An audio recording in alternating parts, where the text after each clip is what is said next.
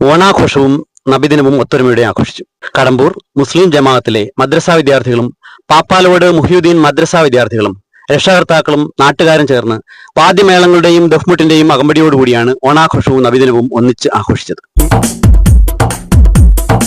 പരിമളം വീശുന്നൊരു റൗള പരിസുഗന്ധമലർവനി റൗള പാലൊളി വിതറുന്നൊരു റൗള പാവനമണിഗേഹം റൗള.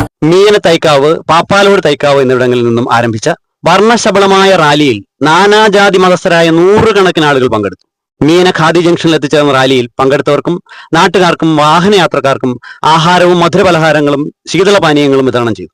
കഴിഞ്ഞ 7 വർഷക്കാലമായി മീന ഖാദി ജംഗ്ഷൻ പൗരസമിതിയുടെ ആഭിമുഖ്യത്തിൽ നടന്നു വരുന്ന നബിദിനാഘോഷവും ഓണാഘോഷവും മതസൗഹാർദ്ദത്തോടുകൂടി ഇരുവരും ചേർന്ന് ഒരുമയോടുകൂടി ഒരു ജാതി, ഒരു മതം, ഒരു ദൈവം എന്നുള്ള ലക്ഷ്യത്തിൽ തന്നെ ഇതുവരെ കഴിഞ്ഞ 7 വർഷക്കാലമായി നമ്മൾ നടന്നുകൊണ്ടുപോയിരിക്കുകയാണ്.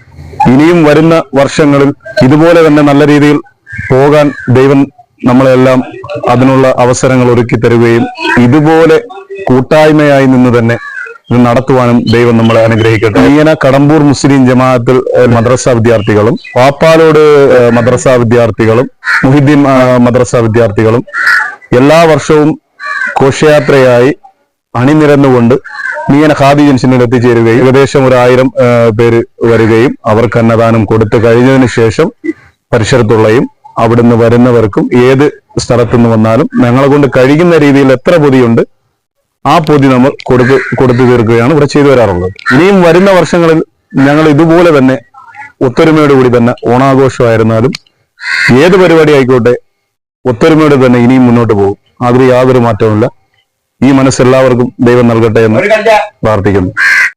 മീന ഖാദി ജംഗ്ഷനിൽ പൗരസമിതിയുടെ നേതൃത്വത്തിൽ റാലിയെ സ്വീകരിച്ചു. മൊത്തത്തിൽ മതസൗഹാർദ്ദം വിളിച്ചോതുന്ന തരത്തിലായിരുന്നു ഓണം നബിദിനാഘോഷങ്ങൾ. ന്യൂസ് ബ്യൂറോ, കൊല്ലം.